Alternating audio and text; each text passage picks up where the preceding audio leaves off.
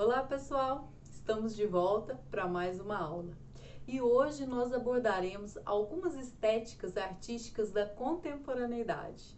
Estão prontos? Vem comigo! Muito bem pessoal, as estéticas artísticas da contemporaneidade que nós iremos abordar são as seguintes: pop art, op art, concretismo, neoconcretismo, poesia praxis, bossa nova, MPB, jovem guarda, tropicália, instalações artísticas, arte performática e hiperrealismo ou realismo feroz. Bom, essas manifestações artísticas elas ocorreram no mundo e claro que o Brasil não ficou de fora. É importante também levar em consideração que todas essas manifestações artísticas e ainda outras que são importantes, mas que acabam não figurando com tanta representatividade como essas, elas vão surgir depois da Segunda Guerra Mundial, mais especificamente com a explosão do capitalismo entre as décadas de 50 e 60, né, em que o capitalismo vai se desenvolver de forma exagerada. E a arte, ela vai ser influenciada por essa onda capitalista que começa a se desenvolver e a tomar corpo e proporção cada vez maiores, né? A arte vai sofrer a influência da cultura de massa que diz respeito ao processo de produção de bens de consumo que buscam alcançar a maior parte possível da população e claro, com fins lucrativos e comerciais. Então a arte ela vai sofrer com essas modificações, né, relativas ao capitalismo, e todas essas expressões aí postas em maior ou menor medida irão sofrer a influência deste modo, né, de economia que o nosso século 20 e o 21 tem desenvolvido, né? Bom, e claro, nós também veremos as questões do Enem. Vejamos então, no contexto norte-americano, uma das primeiras expressões artísticas que, embora tenha origem lá na década de 50, nos Estados Unidos e na Inglaterra, o seu auge foi em 1960, em Nova York. Grande parte dessas expressões artísticas, elas são desse período, né? Meados de 50, meados de 60, e embora um pouco já distantes de nós, elas ainda hoje, como vocês irão ver, fazem parte do nosso cotidiano, elas ainda são muito atuais. A primeira, então, é a pop art, que ela vai fazer uma crítica muito grande ao consumismo, à sociedade de consumo. A pop art, ela usa, né, de propagandas, usa quadrinhos, personagens populares para aproximar a arte da vida comum. Então, um exemplo da pop art, nós temos as sopas Campbell, de Andy Warhol, de 1962. Nós temos as ilustrações do Roy Lichtenstein, no carro, por exemplo, de 63. E nós temos também a serigrafia de Marilyn Monroe, mas também de outras personalidades, feitas por Andy Warhol, de 1964. Além da pop art, e claro, ela foi aí um dos primeiros movimentos artísticos que foram influenciados pela sociedade de consumo, pela cultura de massa, pelo capitalismo, nós teremos outros movimentos que serão influenciados também por essa corrente, pela pop art, que é o caso, ainda no contexto norte-americano, da optical art, ou op art, que teve seu auge também, junto com a pop art, em 1960, em Nova York. A optical art, ela valoriza formas geométricas e linhas, mas no sentido abstrato, não no sentido do cubismo. Lembra? O cubismo, ele valoriza as formas geométricas, no entanto, você consegue identificar formas humanas ou objetos em meio àquelas formas misturadas, né? Aquelas formas geométricas misturadas. Na optical art, não, certo? Nós temos aqui um efeito de tridimensionalidade, efeitos ópticos e visuais, como se a imagem estivesse se movimentando, e nós temos então o movimento e contraste de cores, principalmente o preto e o branco. Então, como exemplo, nós temos Vega 220 22, de Victor Vasarely, de 69 a 70, que foi essa produção.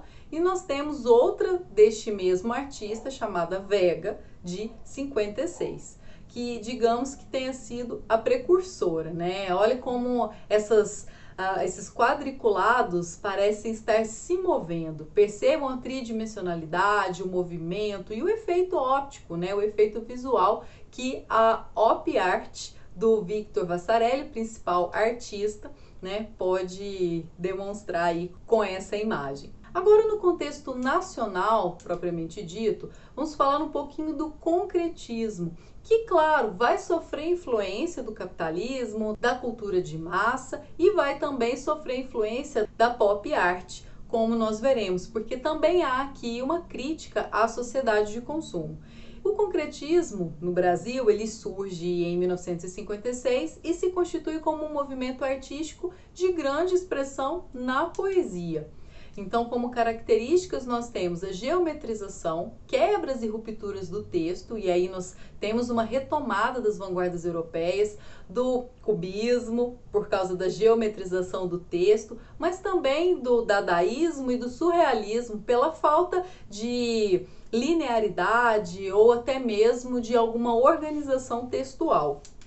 Nós temos a quebra radical com a poesia lírica. Isso significa que a poesia concretista, ela não valorizava de forma alguma o sentimentalismo, a subjetividade, e por isso há essa característica também de oposição à poesia intimista. Nós não vamos ter o eu lírico, nós teremos, ao contrário, uma crítica à sociedade de consumo, mas nós não teremos a voz do poeta, o seu sentimento, as suas demandas, aquilo que ele gostaria de expressar.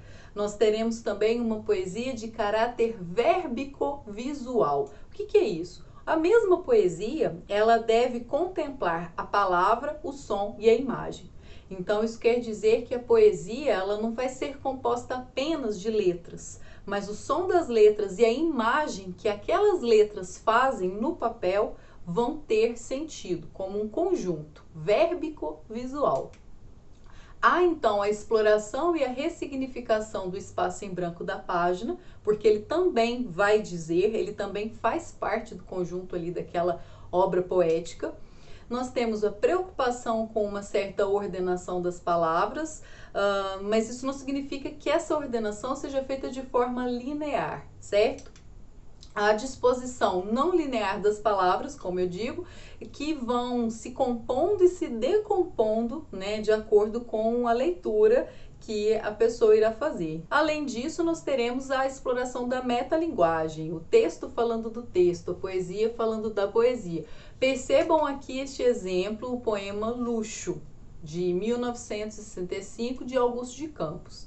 O poema Luxo, na verdade, ele é composto por lixo.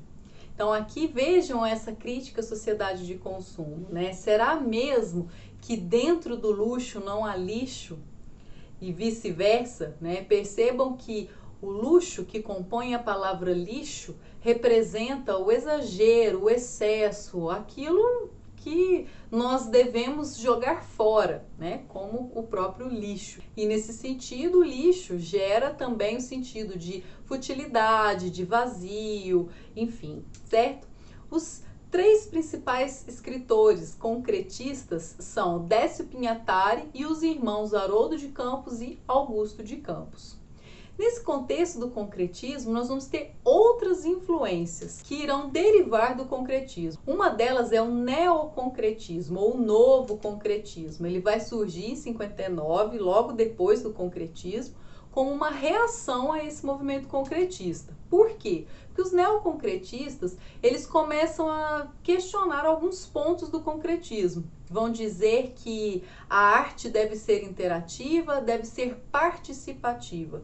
Isso significa que o leitor, aquela pessoa que está ali interagindo com o texto, também deve ter sentido, também deve significar ali no contexto poético. E nesse sentido, o poema é tido como não objeto, ele somente se realiza ao ser lido, diferente da imagem, né, do contexto vérbico-visual em que aquela poesia que nós acabamos de ver poderia funcionar como uma imagem mesmo, não só como uma poesia.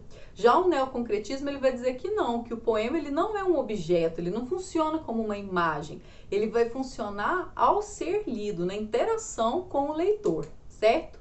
Vai valorizar mais a subjetividade, ou seja, o interior do sujeito, o pensamento do indivíduo, do poeta vai aparecer, então não tem aquela preocupação com uma crítica à sociedade de consumo, mas sim com o interior do poeta. Nós temos outra característica neoconcretista que vai contra os excessos racionais dos concretistas, justamente porque eles vão valorizar o sentimento.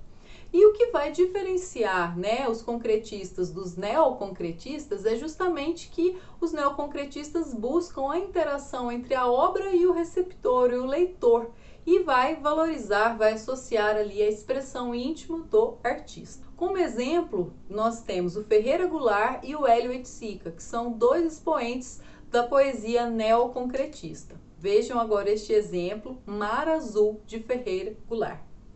Mar azul, marco azul, mar azul, marco azul, barco azul. Mar azul, marco azul, barco azul, arco azul. Mar azul, marco azul, barco azul, arco azul, ar azul. Então percebam que a palavra mar, ela vai se compondo com outras palavras, ela vira marco, depois ela se decompõe, vira barco, arco e ar. E também nós temos, né, o movimento das ondas, por exemplo, né, do mar, como nesse desenho da própria poesia, da maneira como as palavras estão dispostas. Ah, Lídia, então a imagem também influencia? Sim, ela também influencia no neoconcretismo, mas ela não é tão importante como no concretismo. E aqui há uma questão mais subjetiva, mais íntima do poeta, certo? Diferente de uma crítica à sociedade de consumo. Além do concretismo e do neoconcretismo, nós ainda temos uma terceira via desse estilo poético de compor e decompor palavras, que é a poesia praxis. Ela surge depois, em 61, também como uma reação contrária ao movimento concretista. Ela também é contra aquela objetividade dos concretistas de que o poeta não pode aparecer, que a poesia não pode ser subjetiva, tem que ser objetiva, né?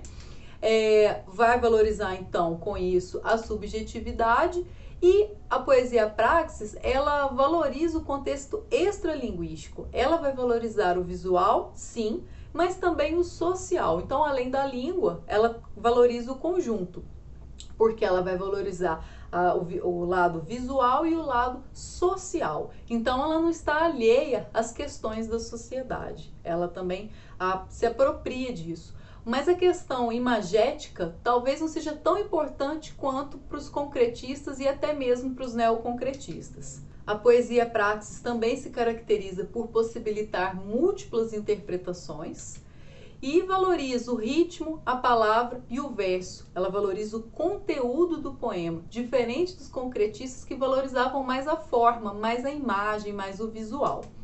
E nós temos como dois representantes o Mário Chame e o Cassiano Ricardo. Vejam aqui um exemplo de poema dentro, né, da poesia praxis de Mário Chame, intitulado Agiotagem. 1, 2, 3. O juro, o prazo, o por, o cento, o mês, o ágio, porcentágio, 10, 100, 1000, o lucro, o dízimo, o ágio, a mora, a monta em péssimo empréstimo, muito, nada, tudo, a quebra, a sobra, a monta, o pé, o cento, a cota, a janota, a giota.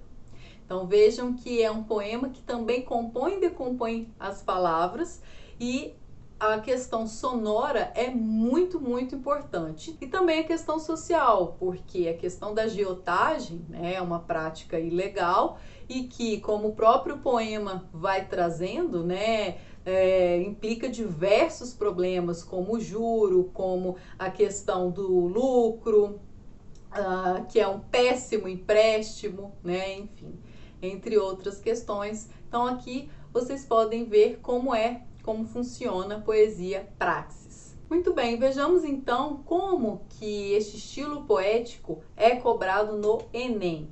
Temos aqui uma questão de 2004 e a gente tem um texto que a gente já percebe que advém de influência concretista, que se chama Epithalamium.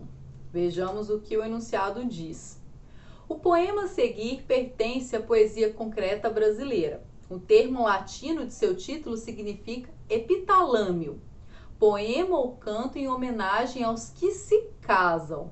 Então vejam que no centro nós temos um S, na verdade nós temos um elemento gráfico simbolizando um S enorme, né? E dentro do S nós temos um H e um E, que de acordo com a legenda do poema, né, nós temos um ri igual a ele, um I igual a E, um X igual a ela, ele e ela. Do lado nós temos um S igual a serpens, H igual a homo e E igual a Eva. Então nós temos, né, uma retomada bíblica, né, para falar sobre a questão do relacionamento entre homem e mulher, entre o casamento, certo? Vejamos o que a questão pede. Considerando que símbolos e sinais são utilizados geralmente para demonstrações objetivas, ao serem incorporados no poema Epithalamium 2, A. Adquirem um novo potencial de significação. B. Eliminam a subjetividade do poema. C. Opõem-se ao tema principal do poema. D. Invertem seu sentido original. E E. Tornam-se confusos e equivocados. Bom, nós vemos que numa poesia, por mais que se queira uma objetividade, essa objetividade ela não consegue ser conquistada em seu máximo. Isso não é possível. No enunciado é pedido para que se observem os sinais utilizados, que geralmente são para questões objetivas, questões matemáticas. No caso deles serem utilizados em um poema, nós vamos ter o que com esses sinais? O que eles, ao serem incorporados, vão gerar? Um novo potencial de significação, é a letra A. Não dá para eliminar totalmente a subjetividade do poema, nem se opõem ao tema principal, ou invertem o sentido original, ou tornam confusos e equivocados. Não, aqui eles possibilitam novas interpretações. Então, o potencial de significação vai além daquele matemático, por exemplo, certo? Bom, muito bem. Outra questão de 2015, nós temos um texto do Arnaldo Antunes, intitulado Da Sua Memória. Mil e muitos outros rostos soltos, pouco a pouco, apagam o meu. Vejamos o enunciado. Trabalhando com recursos formais inspirados no concretismo, o poema atinge uma expressividade que se caracteriza pela A. Interrupção da fluência verbal para testar os limites da lógica racional. B. Reestruturação formal da palavra para provocar o estranhamento do leitor. C. Dispersão das unidades verbais para questionar o sentido das lembranças. D. Fragmentação da palavra para representar o estreitamento das lembranças. Ou E. Renovação das formas tradicionais para propor uma nova vanguarda poética. Bom, qual é a alternativa correta dessa questão do Enem de 2015? Podemos ir a ela? Tenho certeza que você acertou. E eu imagino que vocês tenham percebido que esta poesia traz muita subjetividade. É a letra D. Muito bem. Fragmentação da palavra, como vocês podem ver, que todo o poema é fragmentado, para representar o estreitamento das lembranças. Porque, de acordo com o poema, né, muitos e muitos outros rostos soltos, eles pouco a pouco vão acabar apagando o rosto dele, né? O meu, ele diz. Então, as palavras fragmentadas, elas criam essa imagem de vários rostos que acabam apagando o do amado, né? O do eu lírico, certo? Então, a letra D é que melhor se encaixa, né, levando em consideração o enunciado que diz que, trabalhando com recursos formais inspirados no concretismo, o poema atinge uma expressividade que se caracteriza Então, qual das alternativas vai mostrar que há essa expressividade? A letra A diz que há uma interrupção da fluência formal para testar os limites da lógica racional? Não. A B, reestruturação formal da palavra para provocar o estranhamento do leitor? Não, eu acho que é bem mais do que provocar um estranhamento. C, dispersão das unidades verbais para questionar o sentido das lembranças? Não, nós não temos aqui a dispersão das unidades verbais. E E, renovação das formas tradicionais para propor uma nova vanguarda poética? Não, não é para tanto. É uma expressão artística, com sua especificidade, mas não chega a ser uma vanguarda poética, mas influenciada pelas vanguardas artísticas, como nós já vimos em outros momentos, certo? Aqui também dá para vocês perceberem que não é uma poesia concretista, mas ela é inspirada, ela surge a partir do concretismo. Por que ela não é concretista?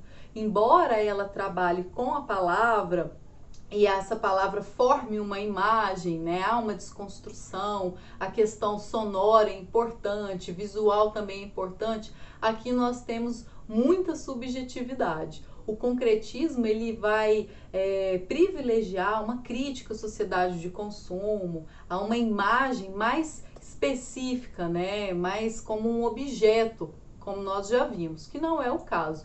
Então essa daqui está mais para poesia praxis, por exemplo. Certo?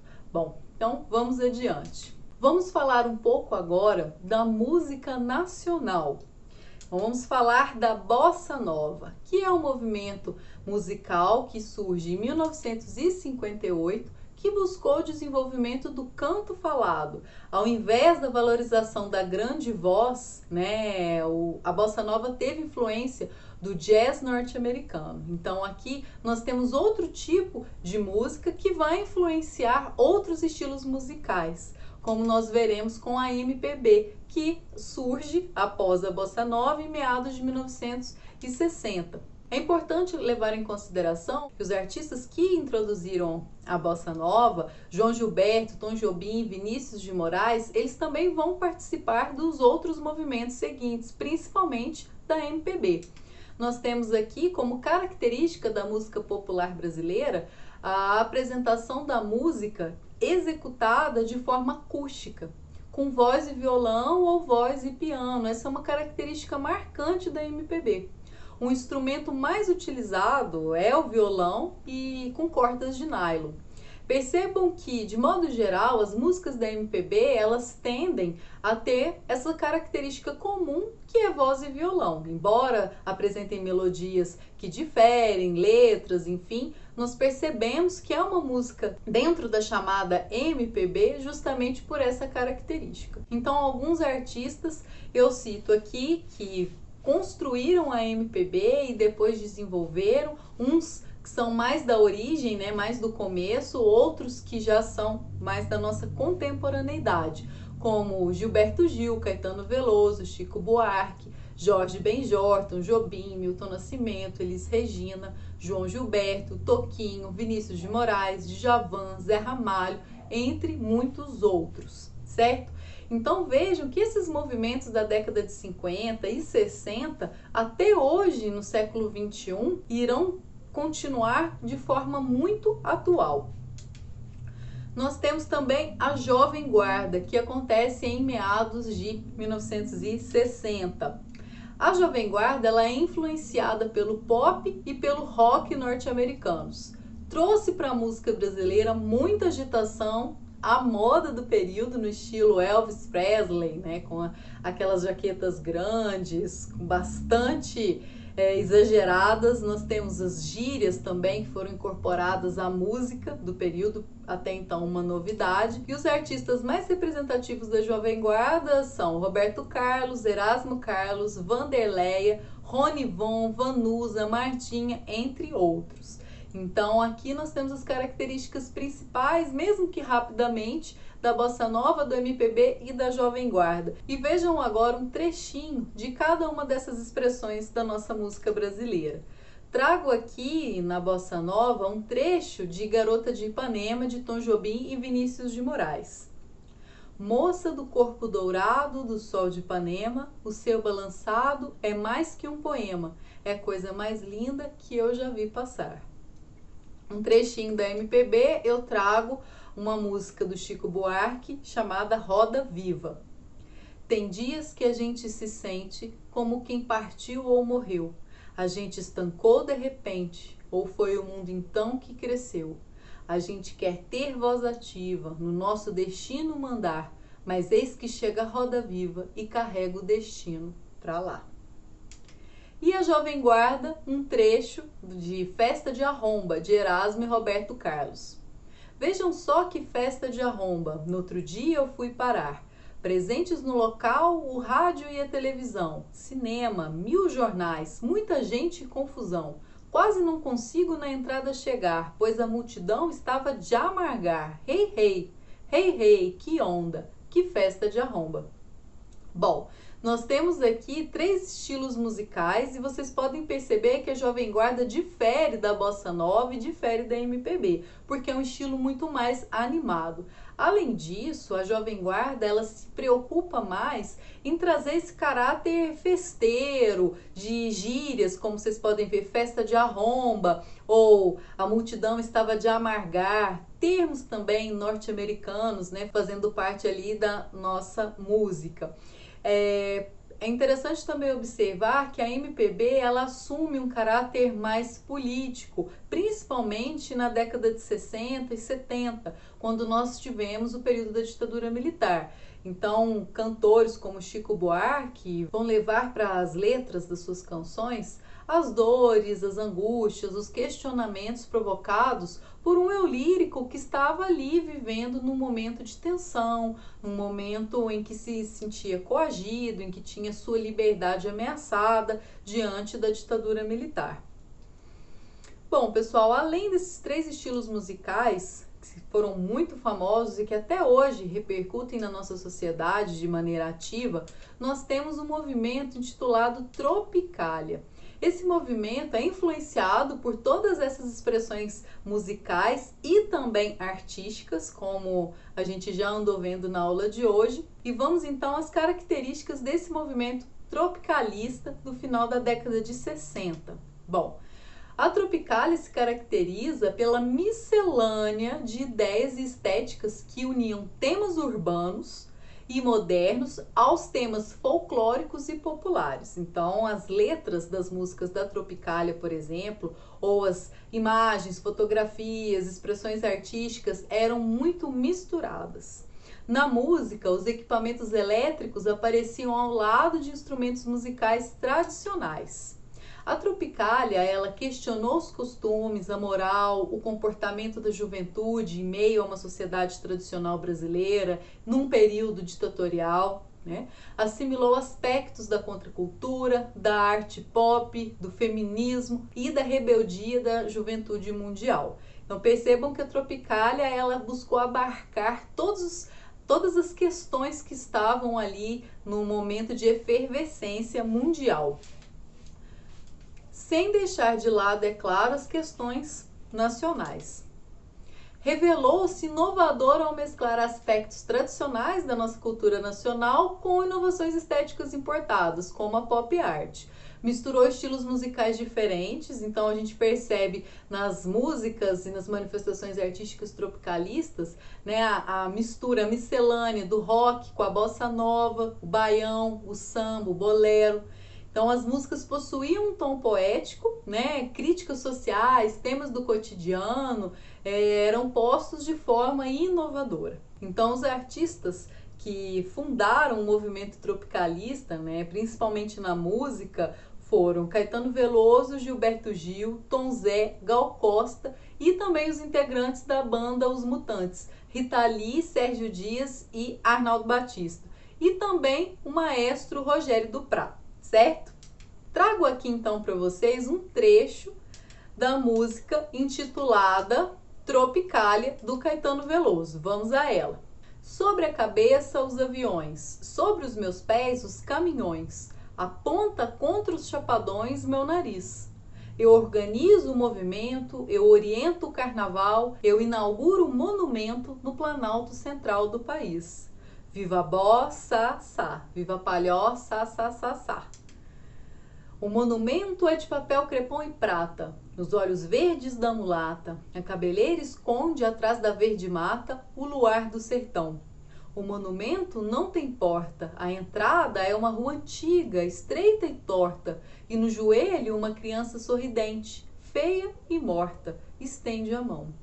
Viva a mata, tá, viva a mulata, tá, tá, tá, tá. No pulso esquerdo o bang bang, em suas veias corre muito pouco sangue, mas seu coração balança um samba de tamborim. Emite acordes dissonantes pelos 5.000 alto-falantes. Senhoras e senhores, ele põe os olhos grandes sobre mim. Viviracema, ma, viviracema, ma, ma, ma. Bom, claro que a música tem mais partes, eu trouxe essas 3 para que a gente possa observar alguns elementos dessa miscelânea, né, que constitui o movimento tropicalista.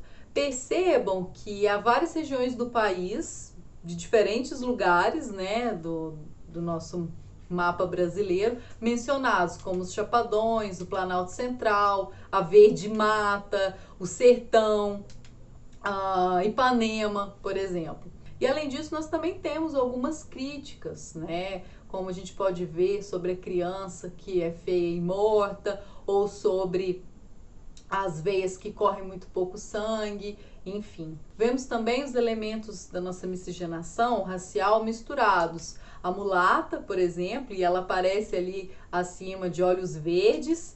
Nós temos também a questão indígena com Iracema e a retomada do elemento indígena idealizado, né, por José de Alencar.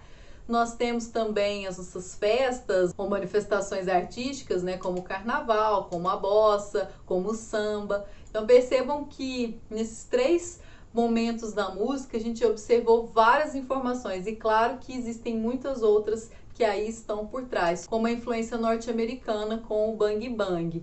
Enfim, entre outras questões que são postas também e que são muito relevantes. No entanto, esses elementos já demonstram a miscelânea, a mistura de elementos nacionais, internacionais, tradicionais e modernos, né, que o nosso país já demonstrava naquele momento e que a Tropicália, então, juntou em seu movimento artístico. Vejamos como que o Enem cobra a Tropicália. Olhem essa questão de 2013.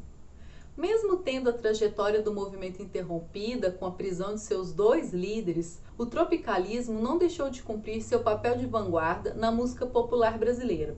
A partir da década de 70 do século passado, em lugar do produto musical de exportação de nível internacional prometido pelos baianos com a retomada da linha evolutória, instituiu-se nos meios de comunicação e na indústria do lazer da nova era musical. Nós temos aqui o enunciado, vejamos o que ele pede. A nova era musical mencionada no texto evidencia um gênero que incorporou a cultura de massa e se adequou à realidade brasileira. Esse gênero está representado pela obra cujo trecho da letra é A estrela d'alva no céu desponta e a lua tonta com tamanho esplendor. As pastorinhas, Noel Rosa e João de Barro. B. Hoje eu quero a rosa mais linda que houver, quero a primeira estrela que vier para enfeitar a noite do meu bem. A noite do meu bem, Dolores Duran. C. No rancho fundo, bem pra lá do fim do mundo, onde a dor e a saudade contam coisas da cidade, no rancho fundo, Ari Barroso e Lamartine Babo. D. Baby, baby, não adianta chamar, quando alguém está perdido, procurando se encontrar. Ovelha Negra, Rita Lee. E E. Pois há menos peixinhos a nadar no mar do que beijinhos que eu darei na sua boca. Chega de saudade, Tom Jobim e Vinícius de Moraes.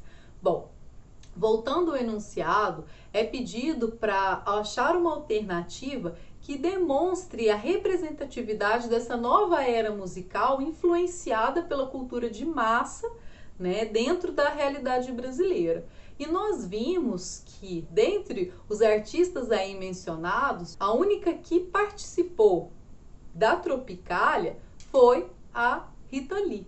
E vemos também que na letra D nós temos já o estrangeirismo fazendo parte das nossas letras musicais.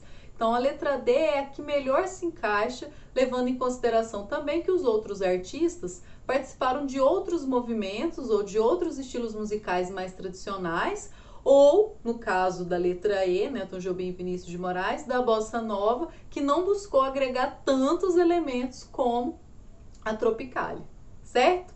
Então a letra D é a melhor alternativa que se encaixa.